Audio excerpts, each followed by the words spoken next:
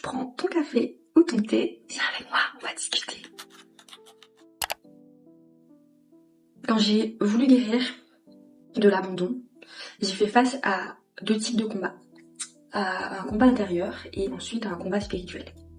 Pour le combat intérieur, quand j'ai voulu guérir de cette blessure, je me suis confrontée à cette partie de moi qui s'était habituée à cette douleur, à cette souffrance. Vouloir faire partir en fait cette douleur, c'était ne plus prendre en compte cette partie de moi qui avait ce besoin de crier au monde qu'on l'avait abandonné ou qu'on l'avait fait souffrir. Cette partie de moi qui avait besoin d'être vue et reconnue dans sa souffrance. Savoir que quand on a cette blessure à l'intérieur, quand on a vécu ce qu'était l'abandon, on évolue avec ça. On se construit autour de ça. Je ne savais pas faire autrement, je ne savais pas être autrement qu'à travers cet abandon. La partie de moi qui résiste, c'est la partie qui avait besoin d'être entendue, d'être reconnue en fait dans son histoire. Je crois que quand les gens nous abandonnent, quand nous on les abandonne, poser des mots sur ce départ, c'est important. Pour que le corps ne puisse ne le vive pas comme un choc, mais plutôt comme une séparation des chemins. Chacun continue son chemin et prend une direction qui est différente. Et des fois, dans des institutions qui travaillent avec du public vulnérable, cette question du départ, elle est importante. Et la société dans laquelle on évolue est une société parfois de chiffres, de rendement, et où l'humain il n'est pas vraiment pris en compte dans ce qu'il vit, ce qu'il traverse, et dans ses souffrances. Et souvent il y a beaucoup de turnover, il y a beaucoup de changements dans des équipes, et des professionnels qui ont suivi un public, des individus vulnérables. Quand ces gens, quand leur contrat s'arrête, quand ils doivent quitter ce travail, quand le départ il n'est pas travaillé, il peut être vraiment vécu comme une nouvelle forme d'abandon. Et le travail de confiance qui est installé avant, il peut être brisé à ce moment-là pour justement des décisions qui peuvent être précipitées, parce que un départ, je pense que ça se travaille, ça s'anticipe. Et c'est important en tant que professionnel de ne pas développer le lien de dépendance. Le deuxième combat que j'ai dû affronter, ça a été un combat spirituel.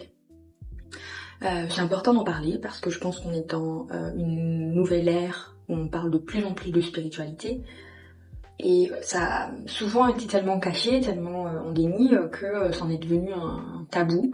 Et ceux qui ont eu des capacités ou une très grande sensibilité au monde invisible, ceux-là se sont aussi parfois obligés de se cacher et ne pas du tout en parler. Et je pense c'est comme ça qu'on développe en fait peut-être une mauvaise pratique des choses. C'est parce qu'elle en devient secrète et on devient cachée et ça en devient un tabou. Et les tabous, on sait à quel point ça peut faire des dégâts.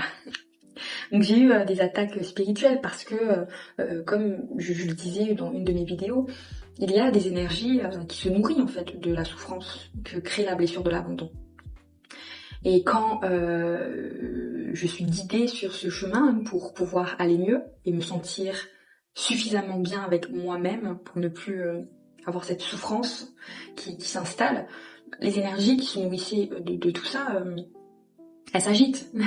Elles s'agitent. Il faut vraiment réapprendre à respirer, savoir respirer, prendre ce souffle de vie.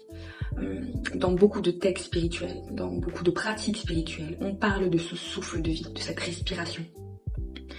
Quand on est tout le temps en alerte, quand le corps est en alerte, par peur d'eux, ça nous bloque, ça nous empêche d'avoir les idées claires parce que quand on manque d'oxygène, tous les organes sont impactés. Et même dans la spiritualité, la respiration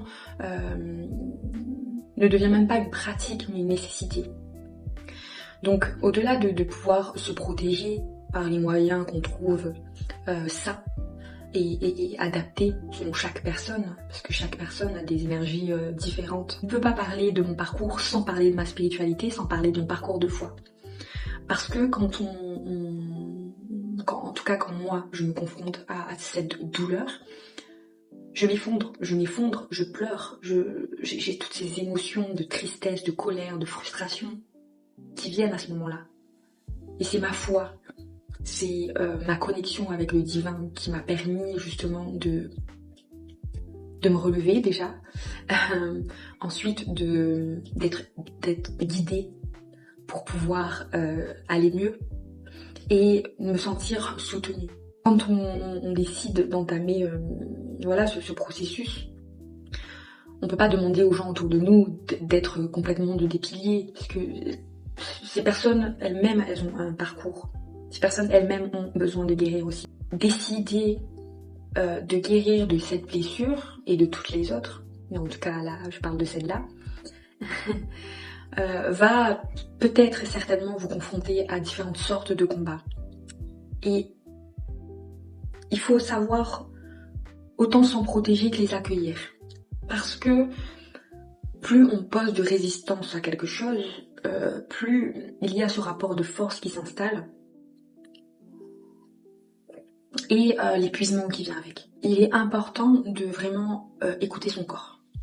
Parce que même si notre cerveau a tendance à beaucoup travailler, des fois beaucoup trop travailler, il faut rester à l'écoute de son corps, parce qu'un corps épuisé ne va nulle part. Un corps épuisé ne nous mène nulle part. Et j'en parlerai dans une des vidéos, mais j'ai été confrontée à ça. Au corps qui ne répond plus, au corps qui ne va plus, au corps qui dit stop, au corps qui dit qu'il y a un sérieux problème et qu'il faut vraiment se reposer et se mettre un peu sur pause.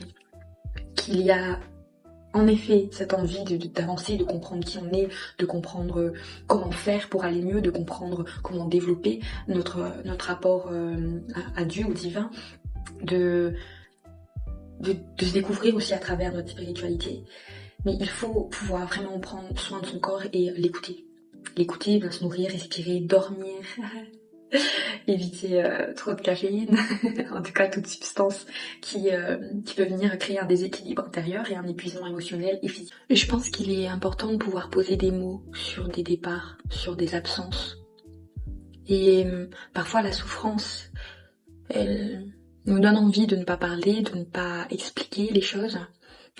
Il faut pouvoir prendre un petit peu de recul et trouver les bons mots quand quelqu'un sort de votre vie, quand vous sortez de la vie de quelqu'un, quand pour les parents, quand des gens sortent de la vie de leur enfant, ou professionnels qui travaillent avec des individus et qui à un moment quittent leur travail pour diverses raisons.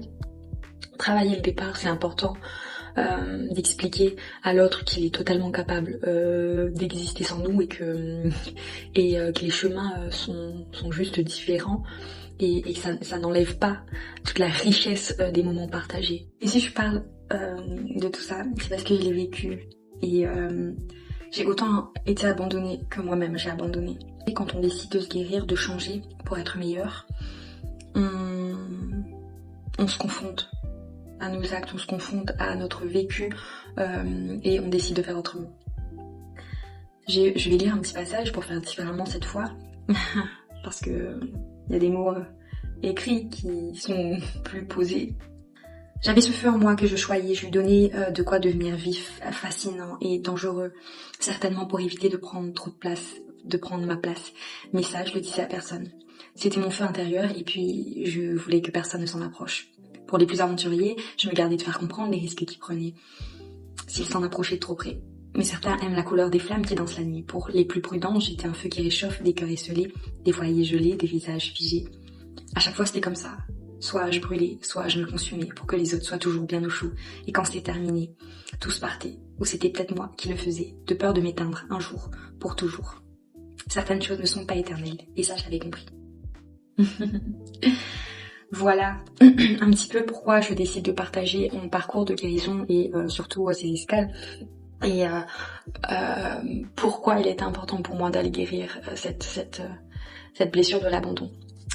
Prenez soin de vous et on se dit à bientôt. La vie est belle.